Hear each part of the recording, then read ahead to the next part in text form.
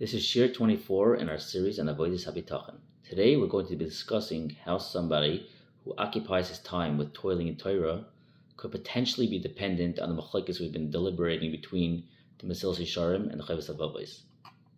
The Gemara in Sanhedrin Daf Tzadik Tes Amid Beis brings a pasuk in Iyov Parakeh pasuk Zayin.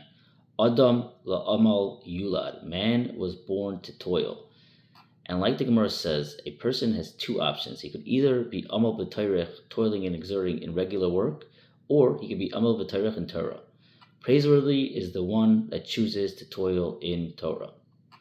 And it says also explicitly like that in Bereshis Rabbah, Parak Yud Gimel Oy Zayin, that a person was created to toil. If he's privileged, he will toil in Torah. If not, he will toil in Aretz, worldly labor. Praiseworthy is somebody who is amal b'Torah.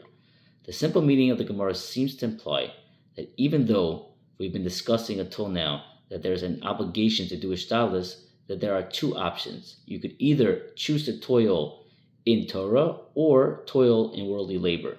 And perhaps we could suggest that then, according to the Mesilas Yesharim, where the klala, the curse, that you need to fulfill a chovos ishtadlus, you would have the option of either fulfilling the curse by working hard in worldly matters or by toiling in Torah.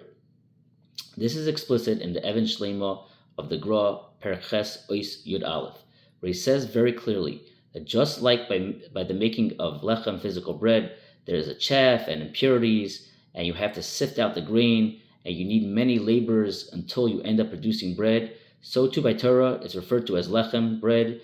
Therefore, you need to be amal b'Torah. You need to toil in Torah in order to purify it and to make it into a clear conclusion of a halacha berura, clarified law. And that is why it says, Koitz v'dardar tatzmiach loch v'chalta es ezef hasoda v'zeis hapecha toichal lechem.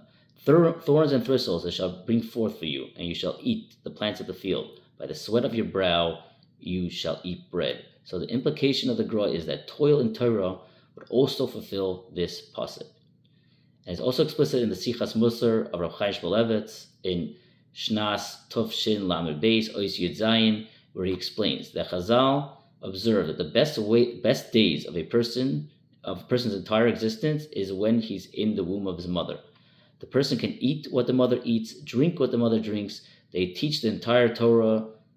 He's taught the entire Torah, and he could see from one end of the earth until the other.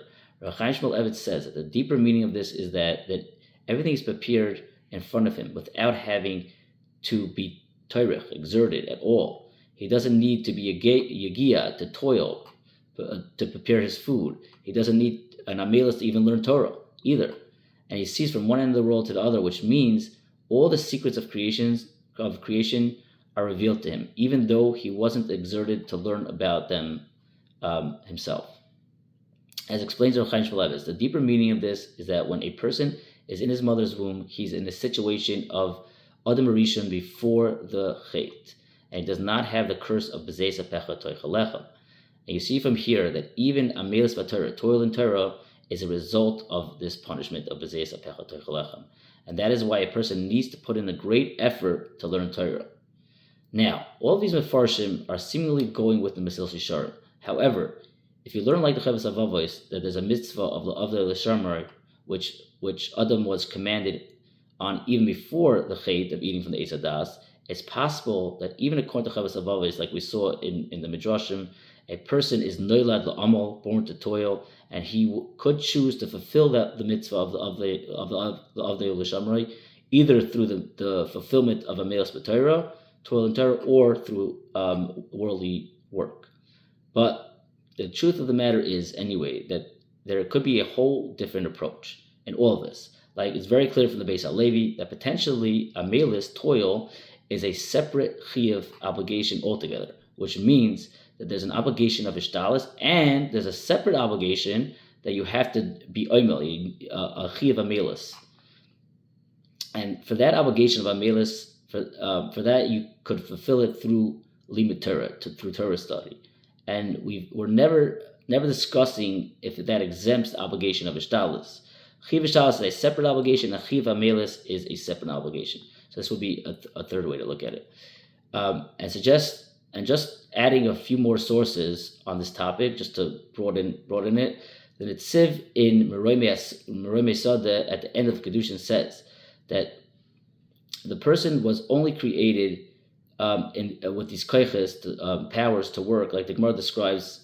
If he wasn't oimel b'Torah, then he'll be oichel b'zeis af, eating by the sweat of his brow of his work. But if he is oimel b'Torah, toiling in the Torah, he'll be able to have food through his zeis af of amelas b'Torah. And the truth of the matter is, there's an explicit pasuk in Tehillim, Perek Kuf Chav Zayin Ois Beis, Shav Lachem Maskime Kum. It's vain for you that you rise up early. This implies that there's a certain falsehood in the ones that have to wake up early to go out to toil for their parnasa. And like Rashi explains over there, what the Shav is talking about, the vanity of these people, is that they get up early and they go to work very long hours and they're sustaining themselves with difficulty and toil. And the pasuk contrasts Ken Yitain Ledidoi Shena. He provides as much for his loved ones while they sleep. If you're a Yedid, beloved one, and you give Shena, give sleep, says Rashi, what that means, if a person is Menadei Shena, gives up his sleeping in order to be toil in Torah, Hashem will provide for him parnasa, that same way he provides for those that wake up early and come home late and toil in their livelihood. And there's a famous Keser Rosh in Ois Ayin Aleph that brings in the name of Reb Chaim Volozhiner that there's a tested method that works. That when a person gets up in the morning and he accepts upon himself that day Oila Torah, the yoke of Torah, but emes, like in real truth, with complete heart, and he accepts in his heart that he will not be distracted from any distraction, he will learn Torah to his fullest capacity. Hashem will remove from him anything that could be mevatel, like nullifying him, and he will succeed in his Torah that day. In accordance to the strength that he accepts upon himself the yoke of Torah, with absolute acceptance, Hashem will give him assistance, and he will take away anything that could distract him from his limud Torah. However, many Achronim ask, why did so many Tanoim had to engage in Parnasa? The Shlosh says a very interesting chiddush, that because of their great spiritual level Madrega, toiling in Parnasa by then did not cause any bittul, neglect from their learning.